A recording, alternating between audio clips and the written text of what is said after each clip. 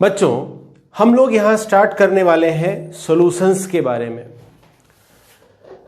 Solutions के बारे में हम लोग जो भी डिस्कशन करेंगे वो फिजिकल केमिस्ट्री के नियरली हर एक चैप्टर में जरूरी हो जाता है। सॉल्यूशंस पढ़ने से पहले हम लोग मिक्सचर के बारे में पढ़ेंगे कि मिक्सचर क्या है। तो बहुत सिंपल सी बात समझिएगा, आप दो या उससे ज्यादा चीजों को मिला दीजिए जो आपस में रिएक्शन नहीं करते हो, उनको हम मिक्सचर बोल सकते हैं। फिर बोलता हूं, आप दो या उससे ज्यादा मिलाओगे तो कम से कम दो तो रहेंगे, दो या दो से ज्यादा चीजों को मिला दीजिए जो आपस में रिएक्शन नहीं करते हैं, उनको हम मिक्सचर कह देंगे। अगर वो आपस में रिएक्शन कर गए तो उसको हम रिएक्शन मिक्सचर बोलते हैं।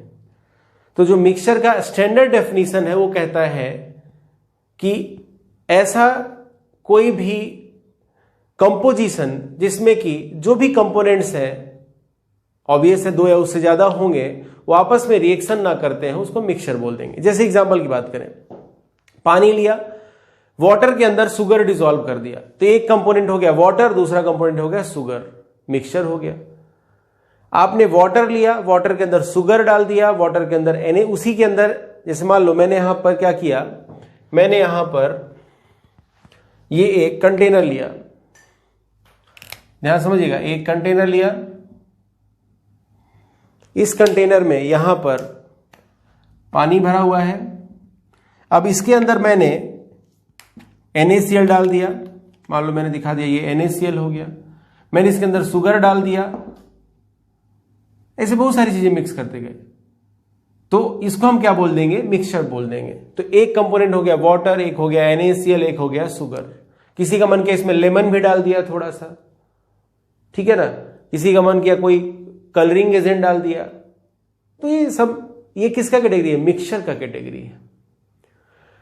मिक्सचर में दो पॉसिबिलिटीज हैं। एक पॉसिबिलिटी है कि जो भी उसके कंपोनेंट्स हैं वो इवनली डिस्ट्रीब्यूट हो, और एक पॉसिबिलिटी है कि जो भी उसके कंपोनेंट्स हैं उनका डिस्ट्रीब्यूशन इवन ना हो। जैसे एग्जांपल समझते हैं, फिर यही बात करेंगे। हमारे पास यहां पर एक कंटेनर है, बहुत ध्यान समझिएगा, बहुत छोटी छोटी बातें हैं। हमारे पास यहां एक कंटेनर है,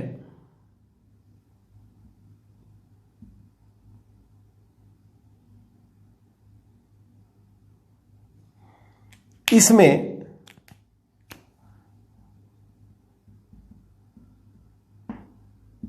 पानी भरा हुआ है, और अब इसके अंदर हम डस्ट पार्टिकल्स को डाल देते हैं और मिक्स करते हैं। डस्ट पार्टिकल्स को मिक्स करने के बाद क्या दिखेगा कि बॉटम रीजन में डस्ट पार्टिकल्स ज्यादा रहेंगे, ज्यादा डेंस रहेंगे, यहां नीचे की तरफ डस्ट पार्टिकल्स ज्यादा रहेंगे, और ऊपर की तरफ डस्ट पार्टिकल्स कम रहेंगे।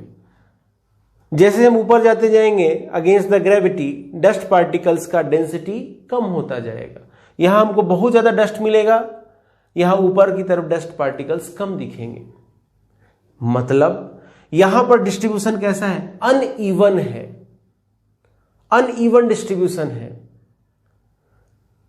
अगर अनइवन डिस्ट्रीब्यूशन है तो उसको हम बोलेंगे हेट्रोजीनियस मिक्सचर। क्या बोलेंगे उसको हम, हेट्रोजीनियस मिक्सचर।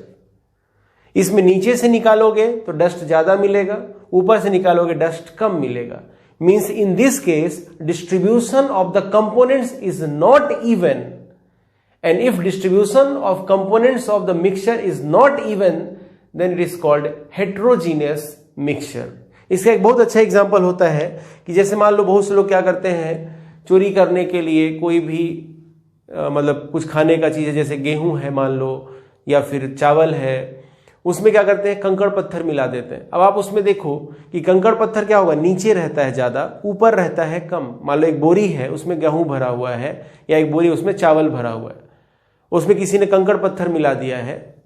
उसने अपनी तरफ से बहुत कोशिश करी अच्छे से मिक्स करने की, लेकिन नीचे की तरफ ज्यादा वहां कंकड़ पत्थर होंगे, ऊपर की तरफ कम होंगे, वहां अनइवन डिस्ट्रीब्यूशन है, दैट इज हेट्रोजीनियस मिक्सचर। एक हो गया। दूसरा, यहां पर हम क्या करते हैं, फिर से वही बात, कंटेनर लेते हैं और इस कंटेनर में हम पानी भर देते हैं। पहले बिना, यहां पानी भर देते हैं। चलिए, बहुत सुंदर सा एक कंटेनर बन गया और ये इसके अंदर पानी हो गया। देखो नीला नीला पानी है ना। अरे नालायक, पानी कलरलेस होता है। वो अलग बात है कि हनी सिंह ने कहा ब्लू है पानी, है ना। चलो, इसके अंदर हम डिसॉल्व कर देते हैं शुगर, साखर।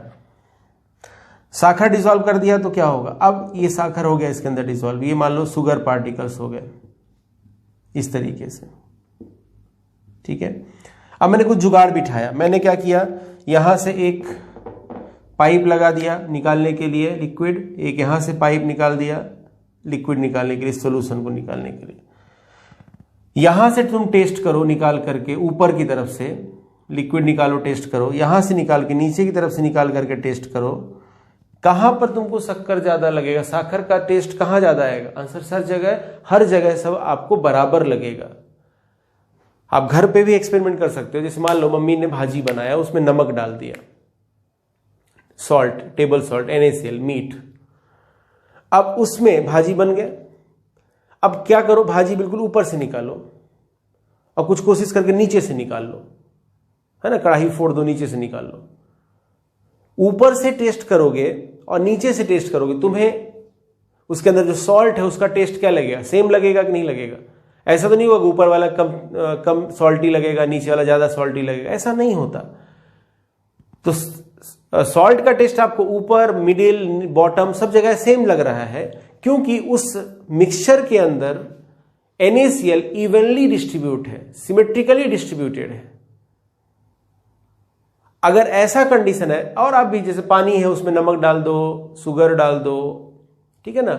आप नींबू पानी शरबत बना लो, तो शरबत में NaCl डाल दिया, नींबू डाल दिया, ठीक है, जो भी आपने किया, तो वो सब क्या इवनली डिस्ट्रीब्यूट है। उसमें ऐसा नहीं वो ऊपर ज्यादा मीठा लगेगा, नीचे कम मीठा लगेगा, सब जगह बराबर मीठा लगेगा, क्योंकि सब जगह उसके कंपोनेंट्स का डिस्ट्रीब्यूशन इवन है, सिमेट्रिकल है।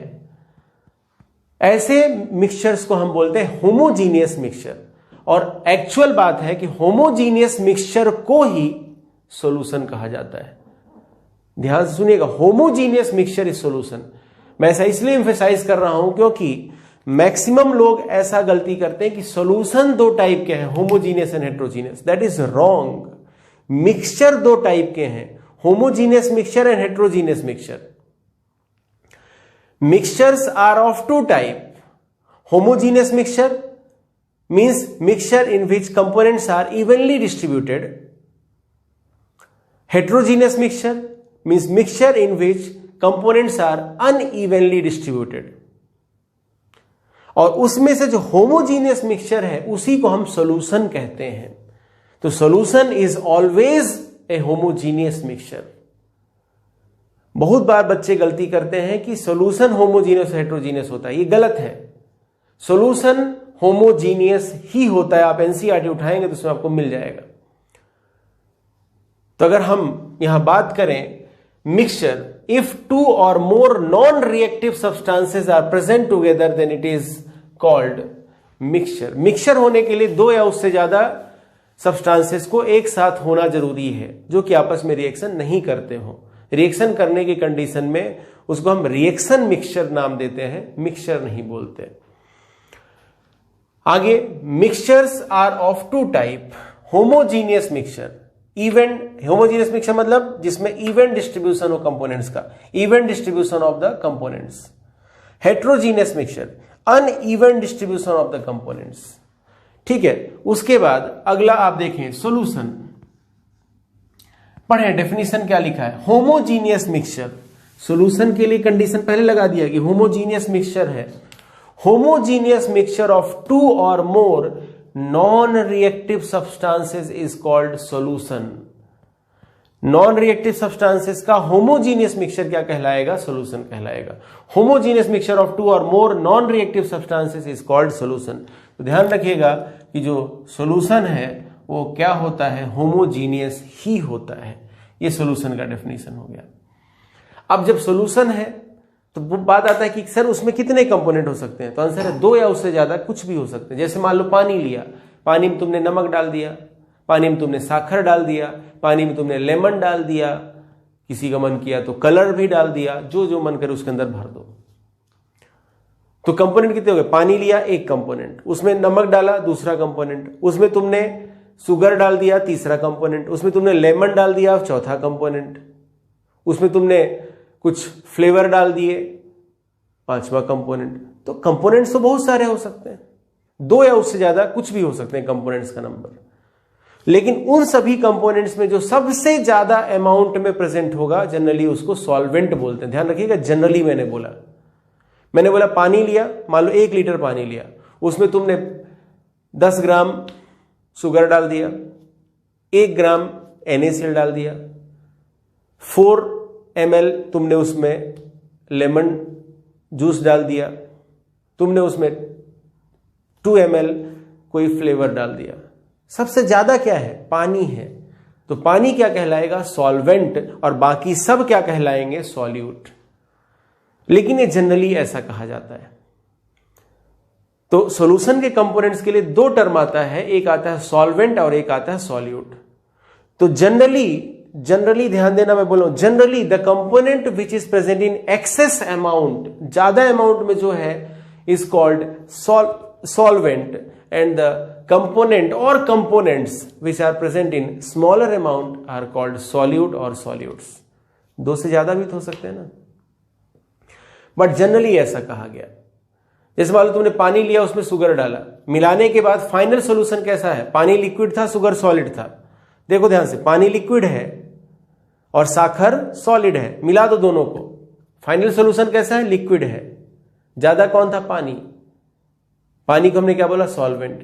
एक्चुअल फैक्ट ये है कि ऐसा कंपोनेंट जो बनने वाले सॉल्यूशन का फेज डिस्क्राइब करेगा या फेज डिसाइड करेगा, वो सॉल्वेंट कहलाएगा। ये परफेक्ट डेफिनेशन है। जैसे एक लिक्विड लिया, एक सॉलिड लिया, मिलाने के बाद अगर लिक्विड रहेगा सॉल्यूशन, तब बोलेंगे जो लिक्विड था वो सॉल्वेंट है। लिक्विड और सॉलिड लिया, मिक्स करने के बाद अगर सॉलिड सॉल्यूशन, एक कंपोनेंट लिक्विड है, दूसरा कंपोनेंट सॉलिड है, मिक्स करने के बाद फाइनल सॉल्यूशन सॉलिड रह गया, तो हम बोलेंगे कि जो सॉलिड था वो सॉल्वेंट था। तो यहां 2 डेफिनेशन है सॉल्यूट सॉल्वेंट को समझाने की। एक डेफिनेशन है कि जो ज्यादा अमाउंट में हो वो सॉल्वेंट, एक डेफिनेशन क्या कहता है कि जो ज्यादा अमाउंट में हो वो सॉल्वेंट। ये जनरली बोलेंगे, क्योंकि कुछ केसेस में कम अमाउंट वाला भी सॉल्वेंट हो सकता है, कम अमाउंट वाला भी सॉल्वेंट हो सकता है, क्योंकि वो फेज डिस्क्राइब कर रहा होगा। तो एक डेफिनेशन है कि जो एक्सेस में है, जो ज्यादा अमाउंट में है, वो सॉल्वेंट है। ये 100% परफेक्ट डेफिनेशन नहीं है। और दूसरा डेफिनेशन है कि ऐसा कंपोनेंट जो सॉल्यूशन के फेज को डिस्क्राइब करे, सॉलिड लिक्विड मिलाया, सॉल्यूशन सॉलिड हुआ, तो सॉलिड जो रहा होगा कंपोनेंट वो सॉल्वेंट कहलाएगा, बाकी सॉल्यूट। सॉलिड लिक्विड मिलाया, मिलाने के बाद सॉल्यूशन लिक्विड रह गया या लिक्विड हो गया, तो जो लिक्विड कंपोनेंट रहा होगा उसको हम सॉल्वेंट कहेंगे। तो दूसरा डेफिनेशन है कि the component which describe the phase of solution is solvent. This is always true. और एक डेफिनेशन जो था कि the component which is present in access is called solvent, ये परफेक्ट नहीं है। फिर बोलता हूं, 2 डेफिनेशन है। एक डेफिनेशन कहता है कि the component which is present in access is solvent and remaining are solute. This is not perfectly correct. दूसरा डेफिनेशन है the component which describe the phase of solution is solvent. This is always true. 2 definition पे ध्यान देना है। चलिए, तो अगला heading लिखा गया कंपोनेंट्स ऑफ द सॉल्यूशन। यहां सबसे इंपॉर्टेंट बात ध्यान देने की क्या है? जनरली, इस पे ध्यान देना, नॉट ऑलवेज, है ना।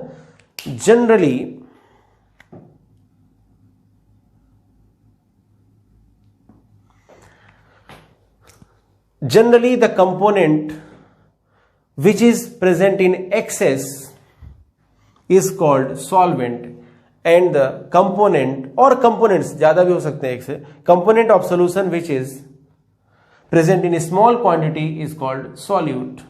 ये हो गया। लेकिन यहां एक नोट लिखा गया, इस पे ध्यान देने की जरूरत है।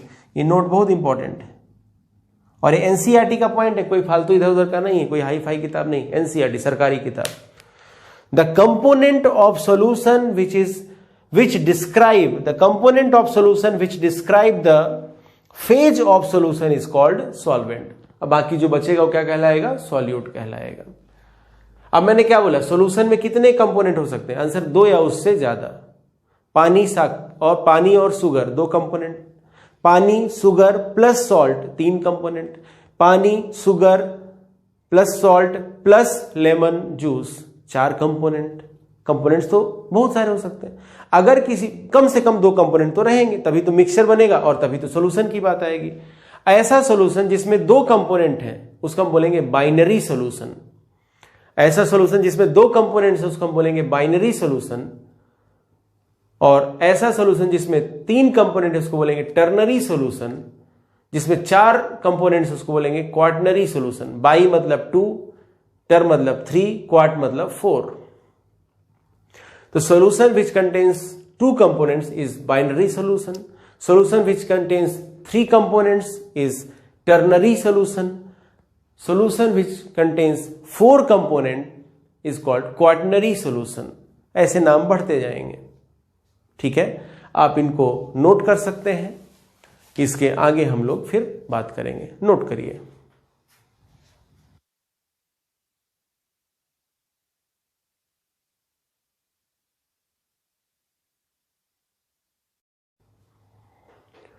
बच्चों यहां पर वो सभी पॉइंट्स लिखेंगे जो मैंने आपको अभी बताए. The solution which contains 2 components is called binary solution. Second point लिखा गया the solution which contains 3 components is called ternary solution. Next point लिखा गया the solution which contains 4 components is called quaternary solution. लेकिन हमारे syllabus में या इस chapter में जो डिटेल पढ़ना है वो बाइनरी सॉल्यूशन का पढ़ना है. मतलब ऐसा सॉल्यूशन जिसमें 2 कंपोनेंट्स हो. अब हम लोग पढ़ने वाले हैं types of binary solution. Binary solution के बारे में ही हमको अब इसके आगे पढ़ना है. सबसे पहले मैं यहां लिखूंगा लिक्विड सॉल्यूशन. देखो सॉल्यूशन का अगर यहां हम टाइप लिखना चाहें तो हम लिख सकते हैं 3 type. Liquid solution, solid solution, gaseous solution. बात आता है ये नेम कौन डिसाइड करेगा कि लिक्विड सॉल्यूशन बोलना है या सॉलिड सॉल्यूशन बोलना है या गैसियस सॉल्यूशन बोलना है. तो बात आता है फेज कौन डिसाइड करेगा कि सॉल्यूशन लिक्विड होगा या सॉलिड होगा या गैस होगा. तो आंसर सॉल्वेंट डिसाइड करेगा. अगर सॉल्वेंट लिक्विड है तो सॉल्यूशन लिक्विड होगा. अगर सॉल्वेंट गैसियस है तो सॉल्यूशन गैसियस होगा. अगर सॉल्वेंट सॉलिड है तो सॉल्यूशन भी सॉलिड होगा. तो अगर कहीं भी लिक्विड सॉल्वेंट है तो उस सॉल्यूशन का नाम होगा लिक्विड सॉल्यूशन. तो सॉल्वेंट लिक्विड होगा, सॉल्यूट क्या होगा? तो आंसर है सॉल्यूट सॉलिड भी हो सकता है, सॉल्यूट लिक्विड भी हो सकता है, सॉल्यूट गैस भी हो सकता है. सॉल्वेंट लिक्विड होना कंपलसरी है. तो अगर आपसे बोला गया liquid solution, it means solvent should B liquid and solute may be solid, liquid और गैस.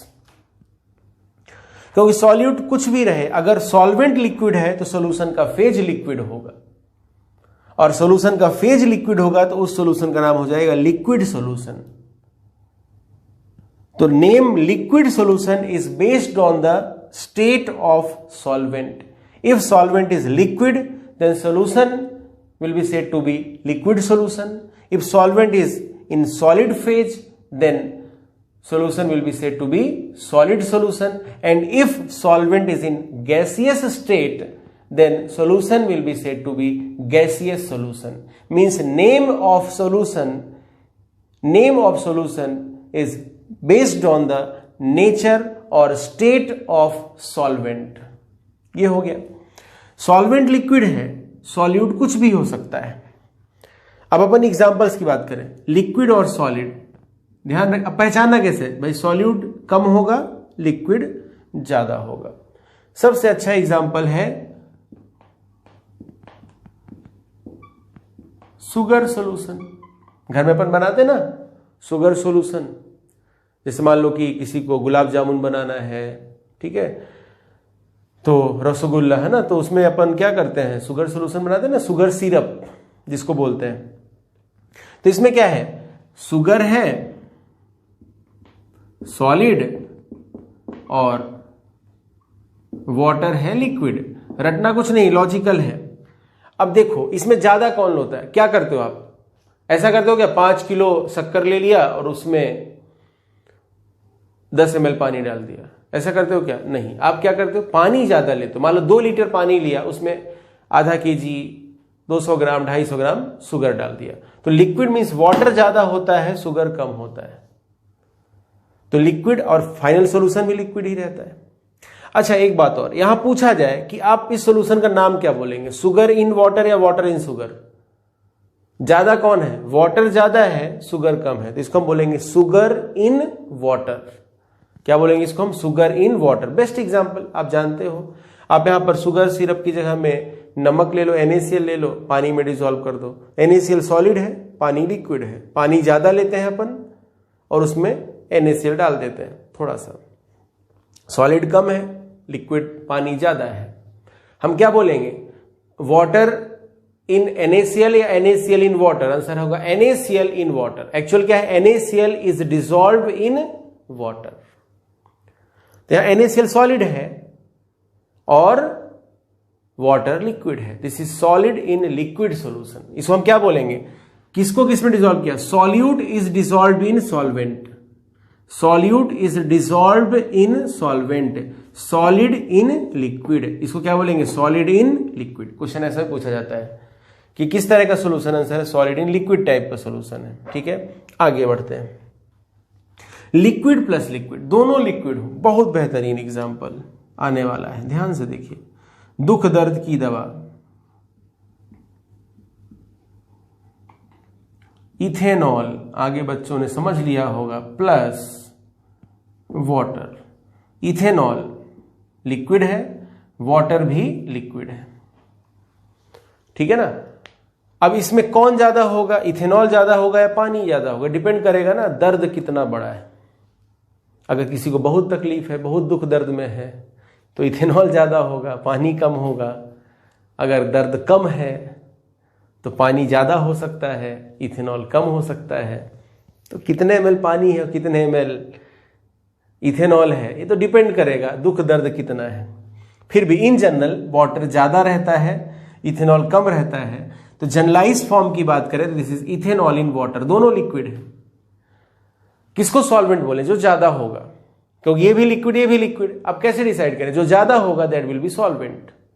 तो इथेनॉल इन वाटर, ये हो गया। फिर भी मैंने बोला है कि जरूरी नहीं कि जो ज्यादा है वो सॉल्वेंट ही होगा, कम वाला भी सॉल्वेंट हो सकता है। अगला है liquid and gas. Liquid ethanol plus water के साथ एक और जरूरी मिक्सचर होता है सोडा वाटर, या फिर कोल्ड ड्रिंक, या जनरलाइज कर दें तो एरेटेड ड्रिंक। अब जैसे कोल्ड ड्रिंक है, कोल्ड ड्रिंक में क्या होता है, वाटर होता है। तो वाटर क्या है, लिक्विड, और उसमें क्या डिसॉल्व किया जाता है, कार्बन डाइऑक्साइड। तो वाटर है और उसमें क्या डिसॉल्व है, कार्बन डाइऑक्साइड, जो कि क्या है, गैस है। तो this carbon dioxide is dissolve in water.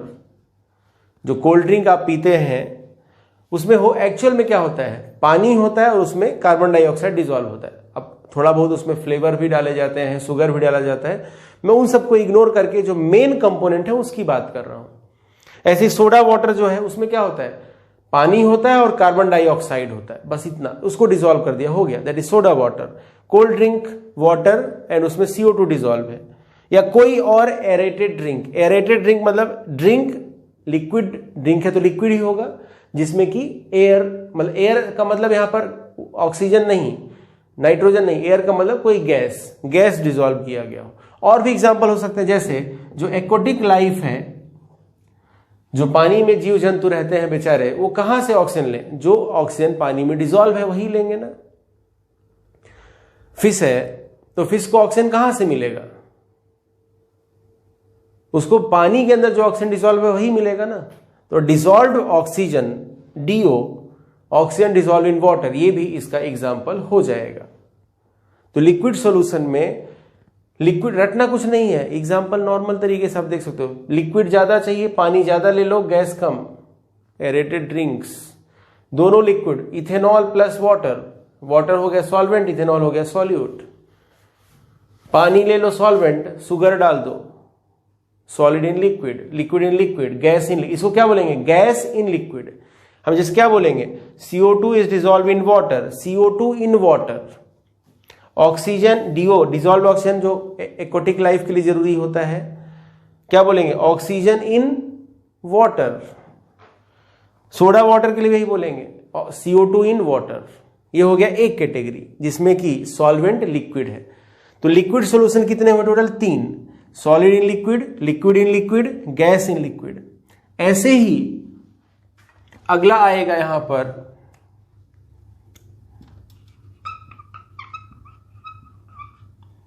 Gaseous solution.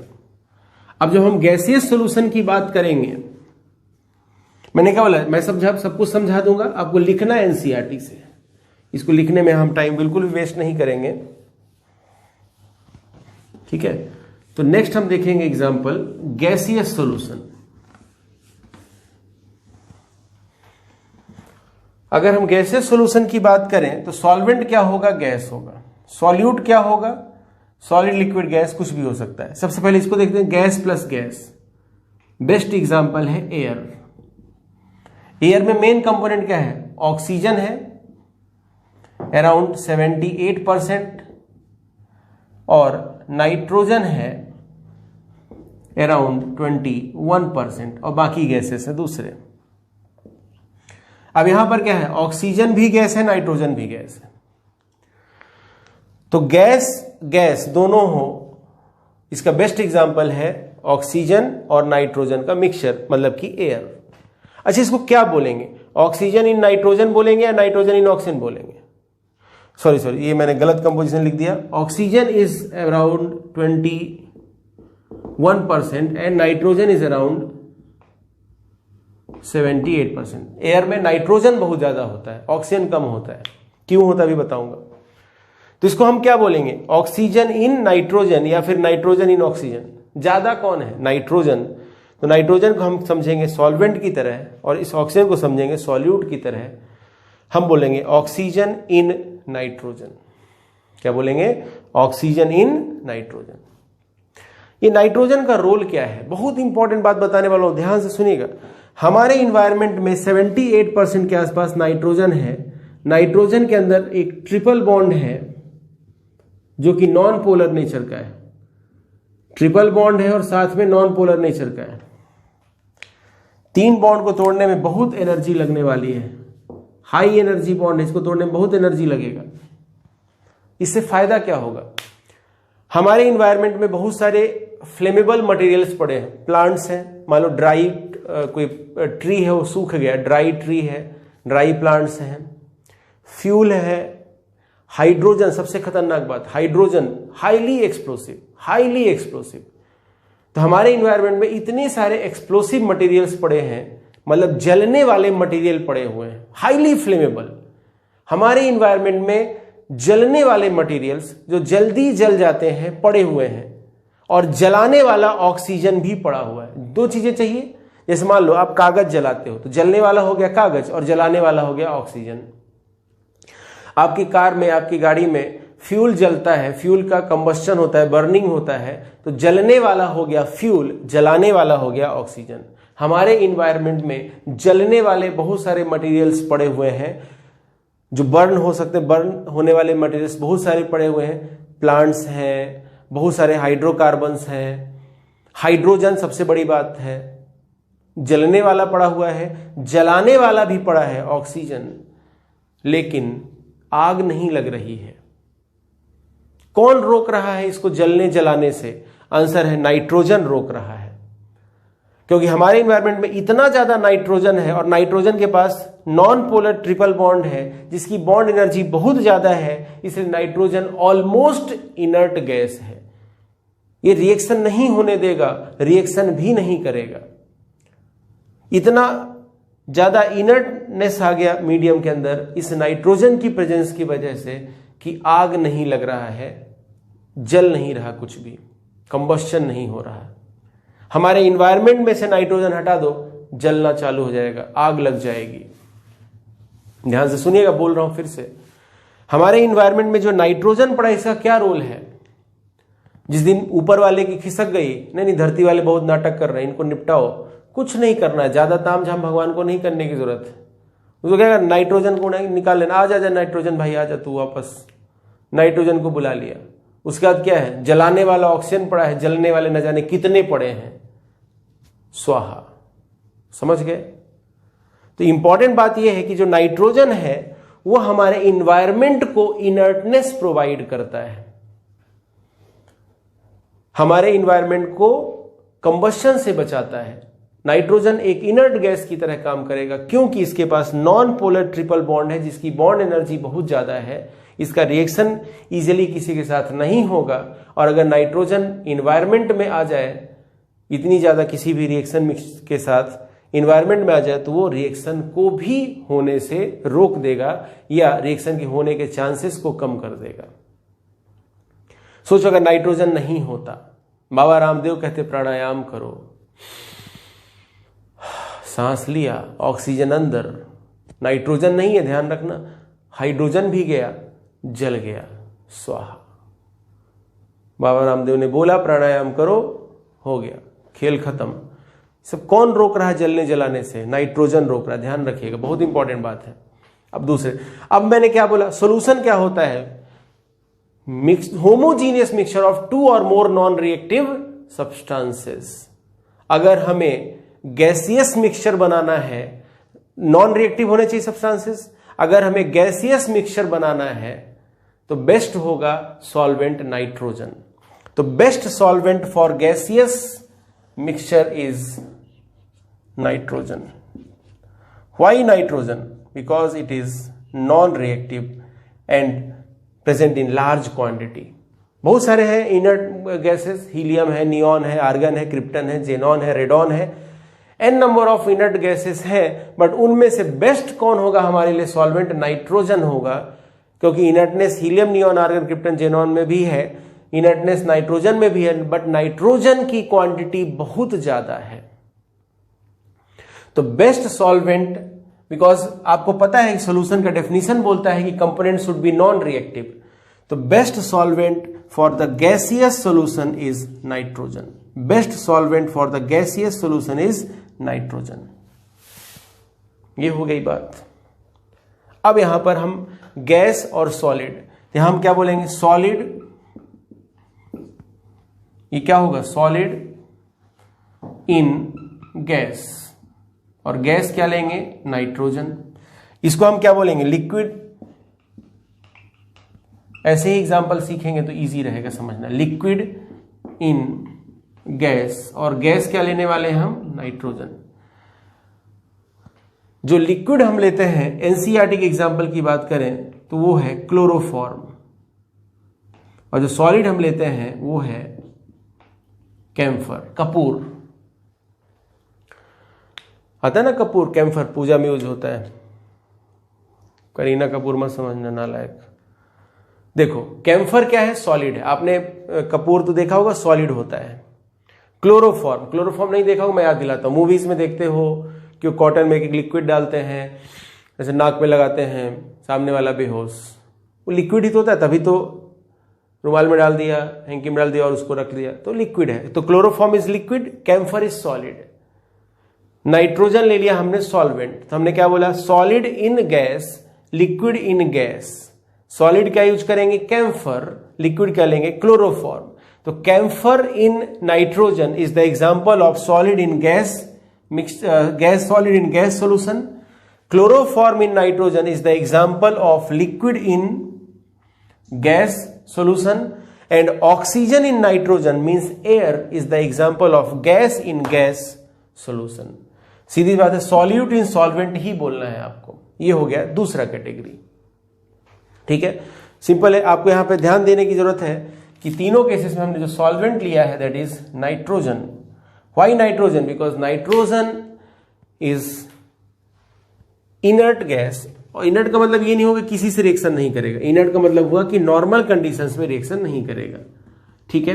तीसरा कैटेगरी है third and last solid solution. Third and last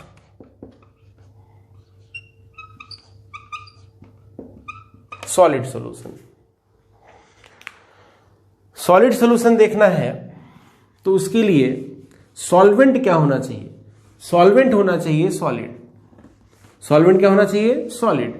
solute क्या होना चाहिए? सर सॉलिड, लिक्विड, गैस, तीनों में से कुछ भी हो सकता है। तो तीसरा कैटेगरी हम लोग जो देख रहे हैं वो है solid solution. Solvent should be solid, solute may be solid, liquid और गैस। एग्जांपल्स बहुत सिंपल है। Solid plus solid, best example है एलॉय। जैसे मान लीजिए आपने गोल्ड, बोलते हैं ना 22 carat gold, 18 carat gold, 20 carat gold, ऐसा बोलते हैं। तो एक्चुअल में क्या है? ये सब कॉपर और गोल्ड का मिक्सचर है। अगर ऑलमोस्ट 100% गोल्ड की बात करें, 99.9999% गोल्ड, उसको हम बोलते हैं 24 कैरेट गोल्ड। तो जैसे मान लो एलॉय है, फॉर एग्जांपल 22 कैरेट गोल्ड, या कोई दूसरा भी एलॉय हो सकता है। तो उसमें क्या देखो, जैसे मान लो इसमें कॉपर है और गोल्ड है। कॉपर है और गोल्ड है। कॉपर क्या है? सॉलिड है। गोल्ड भी क्या है? सॉलिड है। तो दोनों सॉलिड हो गए। This is solid in solid solution. अब ऐसा नहीं होता कि हम गोल्ड और कॉपर, ऐसे मान लो ये गोल्ड है और ये कॉपर है, तो ऐसा नहीं होता कि गोल्ड लिया, कॉपर लिया, मिक्स कर दिया, बन गया। नहीं, ऐसा नहीं होता। गोल्ड लेते हैं, कॉपर लेते हैं, दोनों को मेल्ट करते हैं, गर्म करके मेल्ट कर देते हैं साथ में रख के, और फिर उसको बराबर तरीके से होमोजीनियसली मिक्स कर देते हैं, तब बनता है ये गोल्ड और कॉपर का एलॉय। ऐसे दूसरे एलॉय भी ऐसी तरीके से बनाए जाते हैं। एलॉय जनरली होमोजीनियस होते हैं, हेट्रोजीनियस भी हो सकते हैं। ये मत समझना कि एलॉय है तो होमोजीनियस ही होगा, एलॉय में भी हेट्रोजीनियस एज वेल। तो जैसे मान लो कि 22 कैरेट सोना है, गोल्ड है, तो वो कैसे बनेगा? कॉपर और गोल्ड को मिक्स कर देंगे। कई बार ये भी पूछता है कि 22 कैरेट गोल्ड है तो उसमें कितना कॉपर लेना चाहिए, कितना गोल्ड लेना चाहिए। तो आप ऐसे कैलकुलेशन करेंगे, आप बोलेंगे कि अगर 24 कैरेट गोल्ड है तो उसमें 100%, मतलब 99.99 को मैं 100 लेता हूं, 100% गोल्ड है। तो अगर 1 कैरेट है तो उसमें 100/24, आप बोलेंगे कि 24 कैरेट गोल्ड है तो उसमें 100% गोल्ड है। अगर 1 कैरेट होता तो 100/24 इतना परसेंट गोल्ड होता। अब किसी ने पूछा कि 22 कैरेट में कितना गोल्ड होगा, तो 22 के लिए क्या बोलोगे? 1 कैरेट में 100/24, तो 22 में कितना? 100/24 इंटू 22%, इतना गोल्ड होगा, और रिमेनिंग जो होगा वो कॉपर होगा। हाँ, 100 में से इसको सब्सट्रैक्ट कर दो तो रिमेनिंग कॉपर आ जाएगा। ऐसे 18 कैरेट के लिए पूछेगा तो बोलोगे 24 कैरेट में 100% गोल्ड, 1 कैरेट में 100/24% गोल्ड, 18 कैरेट में 100/24 मल्टीप्लाइड बाई 18, इतना परसेंट गोल्ड है, और बचा हुआ जो भी होगा 100 में से, दैट विल बी कॉपर। कैसे बनाते हैं मैंने बता दिया। गोल्ड कॉपर लिया, दोनों को एक साथ रखा, गर्म किया, मेल्ट हो गए, मेल्ट होने के बाद उनको बराबर से होमोजीनियसली ब्लेंड कर दिया। होमोजीनियसली ब्लेंड किया तो उस एलॉय को हम सॉल्यूशन बोल देंगे। हेट्रोजीनियसली ब्लेंड किया तो उसको हम मिक्सचर बोलेंगे, लेकिन सॉल्यूशन नहीं बोलेंगे। अगर मैंने दोनों को मेल्ट करने के बाद होमोजीनियसली बिल्कुल बराबर तरीके से मिक्स कर दिया, इवनली डिस्ट्रीब्यूट करा दिया, तो उस एलॉय को हम सॉल्यूशन कह देंगे। ऐसा नहीं कर पाए क्योंकि मैंने क्या बोला, एलॉय हेट्रोजीनियस भी हो सकते हैं, मोस्टली होमोजीनियस होते हैं, but they can be heterogeneous as well. तो अगर हेट्रोजीनियस है मिक्सचर एलॉय का तो उसको हम सॉल्यूशन नहीं कह सकते। इतनी सिंपल सी बात है। अगला है solid in liquid. Best example है अमलगम। अमलगम क्या होता है? मेटल और मर्क्यूरी का मिक्सचर। जैसे सोडियम अमलगम, तो सोडियम क्या है? सॉलिड। सोडियम क्या है? सॉलिड। और मर्क्यूरी क्या है? लिक्विड। तो ये क्या है? सॉलिड, सोडियम सॉलिड हो गया, मर्क्यूरी हो गया लिक्विड, अमलगम। ठीक है, तो ये हो गया एग्जाम्पल। तो मैंने क्या बोला? लिक्विड इन सॉलिड का बेस्ट एग्जाम्पल है अमलगम। अब जैसे अमलगम क्या, मर्क्यूरी क्या होता है? किसी मेटल के साथ, मतलब जैसे सोडियम और मर्क्यूरी मिक्स करो तो इमीडिएटली एक सॉलिड मिक्सचर बना लेता है, सॉलिड सॉल्यूशन बना लेता है, उसी को अमलगम बोलते हैं। तो mixture of mercury with metal is called amalgam. And that is solid in nature, तभी तो सॉलिड सॉल्यूशन के अंदर पढ़ रहे हैं। अब आपसे यहां एक क्वेश्चन पूछा जाता है कि मर्क्यूरी को स्टोर किस में करेंगे, किस मेटल के कंटेनर में स्टोर करेंगे। मान लो मैंने मर्क्यूरी को सोडियम के कंटेनर के साथ स्टोर करने का सोचा, तो सोडियम के साथ अमलगम बना लेगा। एल्यूमिनियम के साथ डाला तो भी अमलगम बना लेगा। तो पता होना चाहिए कि मर्क्यूरी रिएक्शन अमलगम किसके साथ नहीं बनाता। रिएक्शन तो यहां भी नहीं होगा, there is no reaction between sodium and amalgam, mixture है तो नॉन रिएक्टिव होगा। मर्क्यूरी किसके साथ अमलगम नहीं बनाता, तो आंसर है मर्क्यूरी Fe आयरन के साथ, Fe के साथ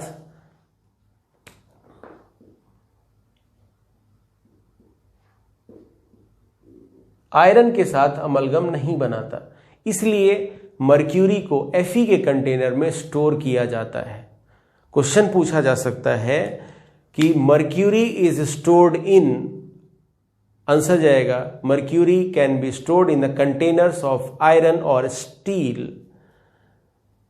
पूछा जाए व्हाई, तो आंसर जाएगा because mercury does not form amalgam with Fe।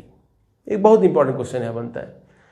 तीसरा एग्जाम्पल अपने को देखना है, इसको क्या बोले, तो solute in solvent, gas in solid. तो इसके लिए जैसे मान लो पैलेडियम है, ध्यान से देखिएगा, जैसे मान लो ये पैलेडियम है, हालांकि इसका कंसेप्ट डी ब्लॉक के अंदर आता है, बट यहां थोड़ा सा बता देता हूं। जैसे मान लो पैलेडियम है,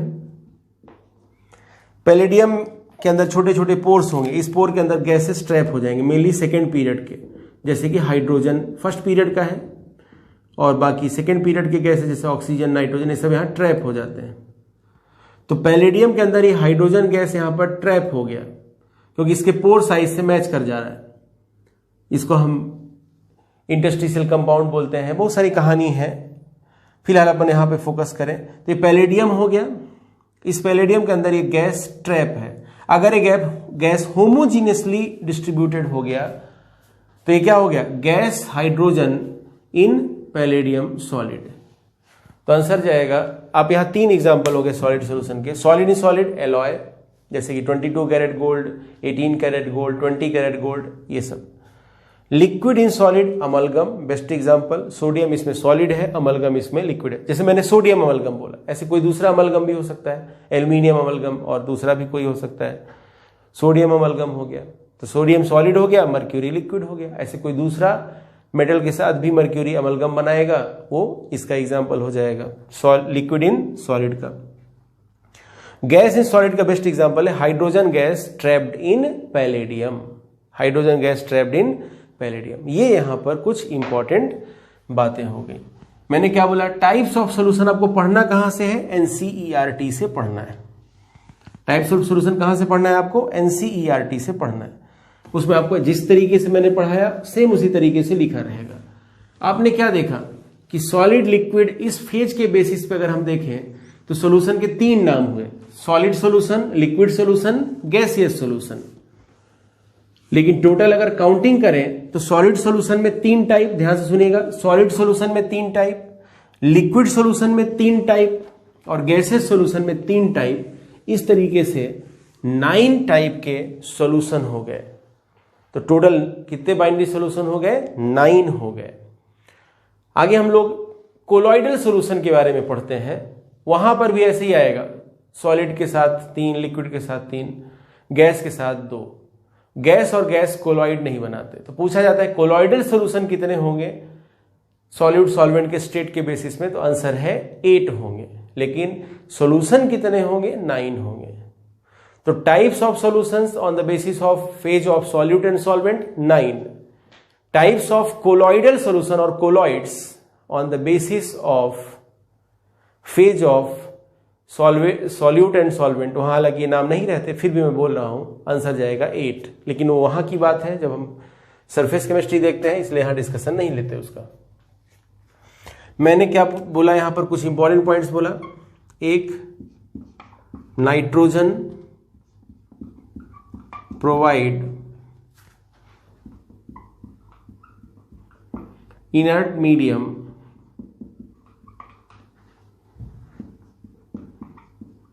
to the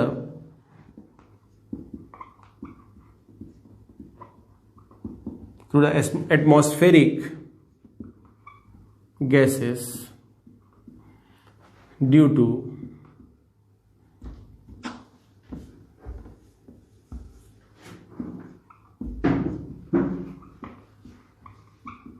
presence of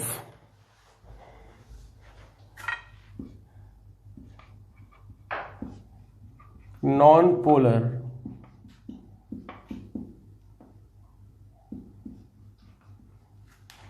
triple bond, कुछ ऐसा था, n triple bond n of high bond energy. एक इंपॉर्टेंट पॉइंट हो गया।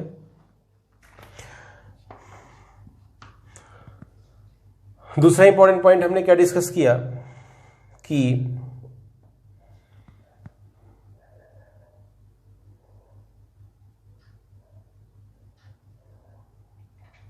दो इंपॉर्टेंट पॉइंट हमने डिस्कस किए अभी।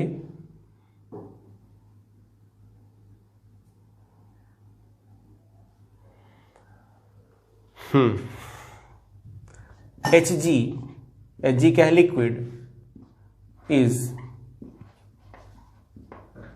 Stored,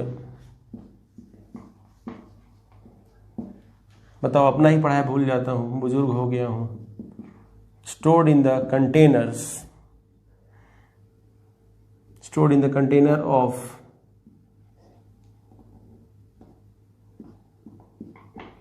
iron because Hg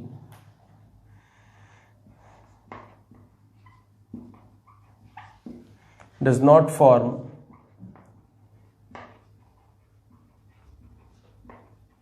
amalgam with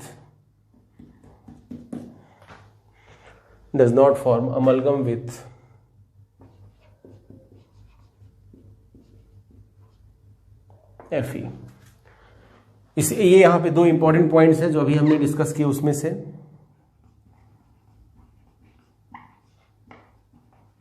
और बाकी आपको एनसीईआरटी में मिल जाएगा, ठीक है। तो आप इस सबको नोट करिए, इस टॉपिक को एनसीईआरटी से पढ़िए और उसमें ये दो इंपॉर्टेंट पॉइंट्स आप नोट कर सकते हैं, ठीक है। नोट करिए।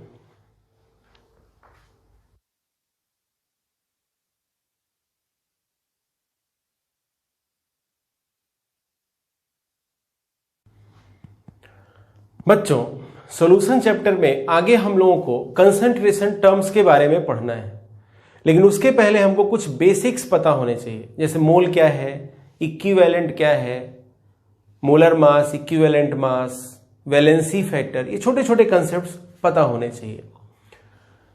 उसमें यहां सबसे पहले मैं लिख रहा हूं मोल। अगर मोल की बात किया जाए तो सीधा सीधा है, एक मोल मतलब 6.023 इंटू 10⁻23। जैसे मान लो अपन बोलते हैं ना 1 डजन ऑफ बनाना, एक दर्जन केला, तो अपने आप समझ में आता है ना 12 होगा। 1 पेयर, एक पेयर में कितने? 2 होते हैं। बताना पड़ता है क्या एक पेयर में 2 होते हैं कि कितने होते हैं? अंडरस्टूड है। तो ऐसे ही एक नंबर है मोल। जैसे अपन बोलते हैं ना एक दर्जन, तो 1 डजन मीन्स 12। किसी ने बोला 1 पेयर, अपने आप समझ में आता है 2। ऐसे ही किसी ने बोला 1 मोल, तो समझ में आना चाहिए 6.023 इंटू 10⁻23। किसी ने बोला एक दर्जन केले, तो इतने केले, बहुत बड़ा नंबर है, ठीक है ना, छोटा मोटा नंबर नहीं, बहुत खतरनाक नंबर है। और इसको हम लोग डिनोट करते हैं Na से। यहां ए कैपिटल होना चाहिए, अगर आपने स्मॉल ए लिख दिया तो सोडियम बन जाएगा, ध्यान रखिएगा। और इसको हम बोलते हैं एवोगाड्रोस नंबर। इसका डिस्कशन, जो भी डिटेल डिस्कशन है, मोल कंसेप्ट का पार्ट है। यहां हम सिर्फ उतना देखेंगे जितना फिलहाल हमको जरूरी है। अगर हमें 1 मोल लिखना है तो 1 मोल हम लिखेंगे W divide by MW। W क्या है? मास ऑफ सैंपल, और MW क्या है? Molar mass of sample. Molar mass मतलब 1 मोल का मास, W अपॉन MW। या फिर लिखेंगे N अपॉन Na। N क्या है? नंबर ऑफ पार्टिकल्स, और Na क्या है, एवोगाद्रोज नंबर। और एक फॉर्मूला और लिख सकते हैं, V डिवाइड बाई 22.4 लीटर। तो अगर हमको मोल फाइंड आउट करना है, not 1 mole, mole find out करना है, जिसको हम डिनोट करते हैं N से, तो मैं लिख देता हूं मोल, डिनोट करते हैं इसको अपन N से, या नंबर ऑफ मोल्स ज्यादा बेटर होगा। तो अपन यहां पर इन तीन में से किसी भी तरीके से फाइंड आउट कर सकते हैं। W बाई MW, W क्या है, मास ऑफ सैंपल, MW क्या है, molar mass of sample, N क्या है, नंबर ऑफ पार्टिकल्स, Na क्या है, एवोगाद्रोज नंबर, V क्या है, वॉल्यूम ऑफ गैस, और 22.4 लीटर क्या है, volume of 1 mole of gas at STP।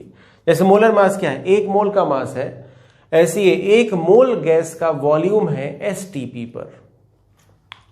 जो थर्ड वाला फॉर्मूला है, थर्ड वाला फॉर्मूला बहुत इंपॉर्टेंट है, क्योंकि हर एक कंडीशन में वैलिड नहीं होता।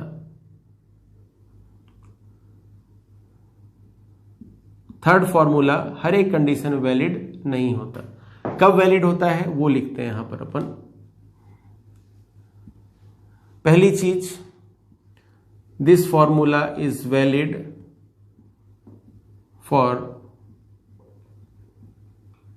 Ideal gas,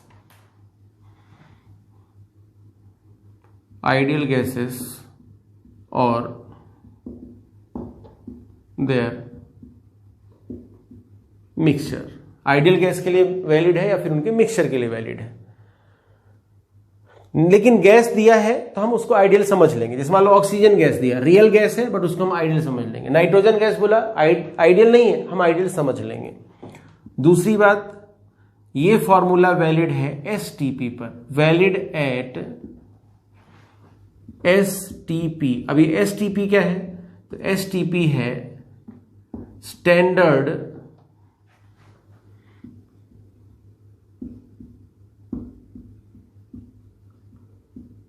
temperature and pressure. STP है स्टैंडर्ड टेम्परेचर एंड प्रेशर। कितना होता है STP? STP होता है टेम्परेचर 0 डिग्री सेल्सियस, केल्विन में लिखें तो 273.15 केल्विन। ये है स्टैंडर्ड टेम्परेचर। और स्टैंडर्ड प्रेशर कितना होता है, तो आंसर है 1 बार।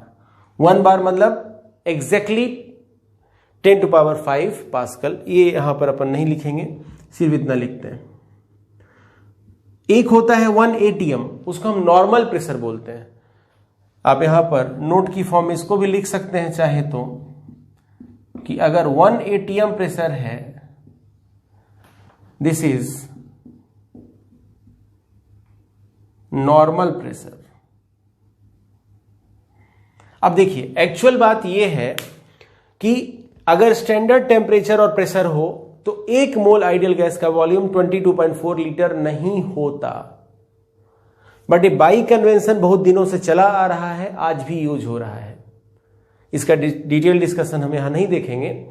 फिर भी आपको पता होना चाहिए this 22.4 litre is not the real volume और actual volume of 1 mole of ideal gas और gas mixture of ideal gases at STP। STP पर 1 मोल आइडियल गैस या फिर उसके मिक्सचर का वॉल्यूम एक्चुअल में 22.4 लीटर नहीं होता है, ध्यान रखिएगा।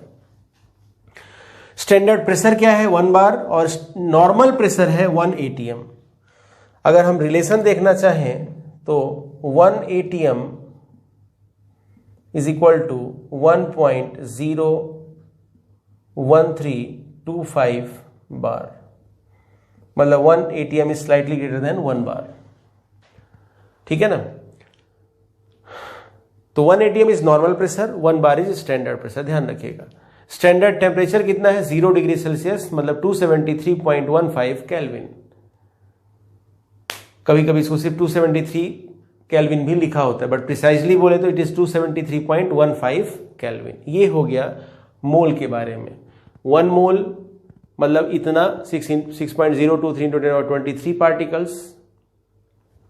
अब वो पार्टिकल एटम का होगा, मॉलिक्यूल का हो सकता है, आयन का हो सकता है, कुछ भी हो सकता है, इसका एवोगाद्रो नंबर भी बोलते हैं। जो लास्ट फॉर्मूला है वो आइडियल गैसेस के लिए वैलिड है, बट हम रियल गैस के लिए लगा देंगे, सॉलिड लिक्विड में नहीं लगेगा। वैलिड कब है? एसटीपी पर वैलिड है। एसटीपी मतलब standard temperature and pressure. Standard temperature 0 degree Celsius, standard pressure 1 बार। ये ध्यान रखना है आपको। ये फॉर्मूला 100% परफेक्ट नहीं है, this formula is not correct, क्योंकि एक्चुअल में 1 मोल आइडियल गैस या उसके मिक्सचर का वॉल्यूम एसटीपी पर 22.4 लीटर नहीं होता, बट बाई कन्वेंशन कई सालों से फॉर्मूला चला आ रहा है, इसलिए, और एनसीईआरटी ने भी नहीं चेंज किया है, तो मैं क्यों चेंज करूं। बट फैक्ट आपको पता होना चाहिए, ठीक है ना। अब आप इसको नोट करिए।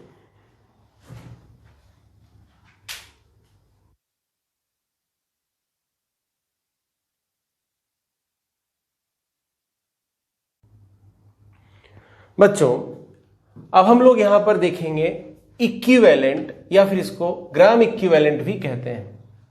मोल हमने क्या पढ़ा? Mass upon molar mass. Similarly equivalent क्या होता है? सिमिलरली इक्विवेलेंट होता है mass upon equivalent mass, EW.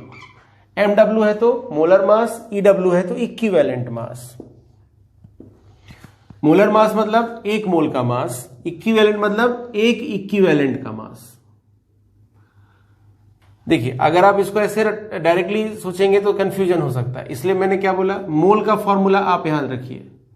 मोल में क्या है? मास। मोल है तो मोलर मास आएगा, मोल है तो मोलर मास आएगा। तो मोल का फॉर्मूला क्या है? मास अपॉन मोलर मास। मोल का फॉर्मूला क्या है? Mass upon molar mass. Equivalent का फॉर्मूला क्या हो जाएगा? मास अपॉन इक्विवेलेंट मास। मोल है तो नीचे मोलर मास, इक्विवेलेंट है तो नीचे इक्विवेलेंट मास। बहुत simple. Mole is equal to mass upon molar mass, equivalent is equal to mass upon equivalent mass. Mole में मोलर मास, इक्विवेलेंट में इक्विवेलेंट मास। अब बात आता है भाई इक्विवेलेंट मास क्या होगा, तो एक इंपॉर्टेंट फॉर्मूला ये आ गया। अब बात आता है कि इक्विवेलेंट मास क्या होगा, तो इक्विवेलेंट मास होता है molar mass by valency factor. Valency factor का कंसेप्ट आगे सीखेंगे नेक्स्ट लेक्चर में। इक्विवेलेंट मास क्या होता है? Molar mass by valency factor. यहां रख देते हैं, तो क्या हो जाएगा? इक्विवेलेंट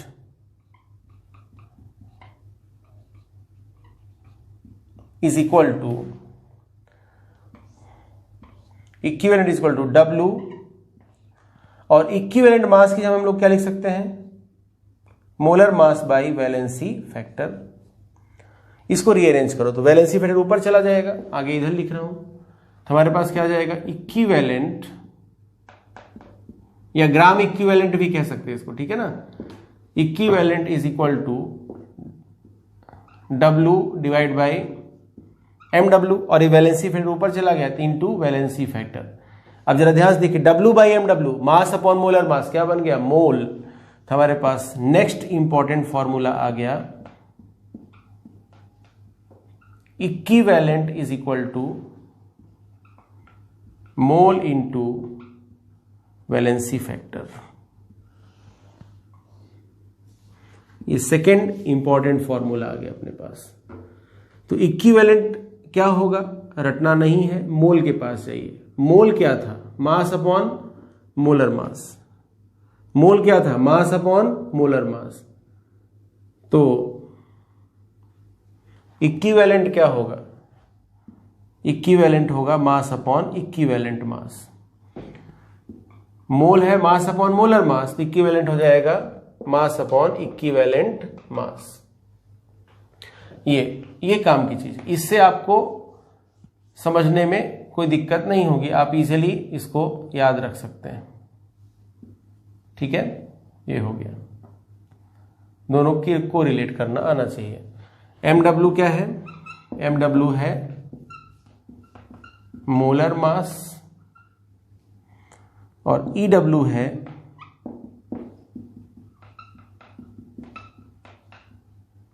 इक्विवेलेंट मास, ठीक है। अब यहां एक नया चीज है, वैलेंसी फैक्टर। वैलेंसी फैक्टर क्या है, इसका डिस्कशन हम लोग नेक्स्ट लेक्चर में देखेंगे। आज जो पढ़ाया उसको आप नोट कर सकते हैं। और इसके अगले लेक्चर में हम लोग इसके आगे कंटिन्यू करेंगे। ध्यान रखिएगा, टाइप्स ऑफ बाइनरी सॉल्यूशन आपको एनसीईआरटी से पढ़ना है। ठीक है, thank you, all the best.